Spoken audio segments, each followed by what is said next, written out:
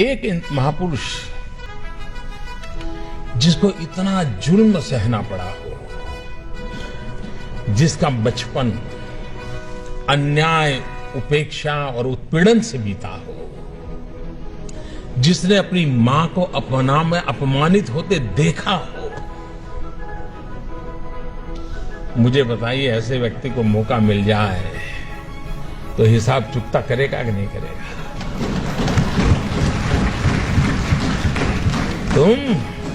तुम मुझे पानी नहीं भरने देते थे, तुम मुझे मंदिर नहीं जाने देते थे, तुम मेरे बच्चों को स्कूल में एडमिशन देने से मना करते थे। मनुष्य का जो लेवल है ना, वहां ये बहुत स्वाभाविक है, लेकिन जो मानव से कुछ ऊपर है वो बाबा साहब आंबेडकर थे कि जब उनके हाथ में कलम थी, कोई भी निर्णय करने की ताकत थी, लेकिन आप पूरा संविधान देख लीजिए, पूरी संविधान सभा की डिबेट देख लीजिए, बाबा साहब आंबेडकर की बातों में, वाणी में, शब्द में कहीं कटुता नजर नहीं आती है, कहीं बदले का भाव नजर नहीं आता है। उनका भाव यही रहा, और वो भाव क्या था मैं अपने शब्दों में कह सकता हूं कि कभी कभार खाना खाते समय दांतों के बीच हमारी जीभ कट जाती है, लेकिन हम दांत तोड़ नहीं देते हैं। क्यों? क्योंकि हमें पता है दांत भी मेरे हैं, जीभ भी मेरी है। बाबा साहब आंबेडकर के लिए सवर्ण भी उनके थे और हमारे दलित, पीड़ित, शोषित भी दोनों ही उनके लिए बराबर थे, और इसलिए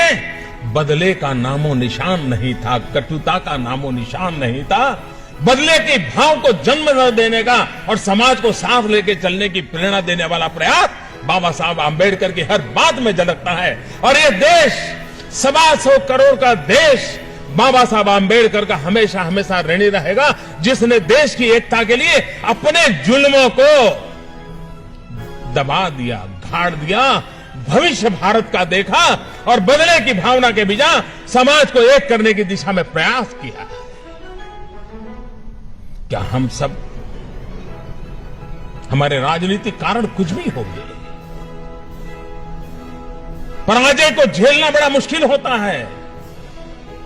लेकिन उसके बावजूद भी जय और पराजय से भी समाज का जय बहुत बड़ा होता है, राष्ट्र का जय बहुत बड़ा बता होता है, और इसलिए उसके लिए समर्पित होना ये हम सबका दायित्व बनता है। इस दायित्व को लेकर के बाबा साहब आंबेडकर ने जो उत्तम भूमिका निभाई है, राजनीतिक कारणों से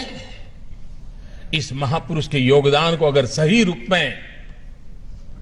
उनके जीवन काल से लेकर के अब तक अगर हमने प्रस्तुत किया होता, तो आज भी समाज में कहीं कहीं तनाव नजर आता है, कभी कभी टकराव नजर आता है, कभी कभी खरोच हो जाती है। मैं दावे से कहता हूं, अगर बाबा साहब आंबेडकर को हमने भूला न दिया होता तो ये हाल न हुआ होता। दोस्तों, अगर बाबा साहब आंबेडकर को फिर से एक बार हम उसी भाव के साथ, श्रद्धा के साथ जन सामान्य तक पहुंचाने का प्रयास करेंगे, तो ये जो कमियां है वो कमियां भी दूर हो जाएगी। वो ताकत उस नाम में है, उस काम में है, उस समर्पण में है, उस त्याग में है, उस तपस्या में है, उस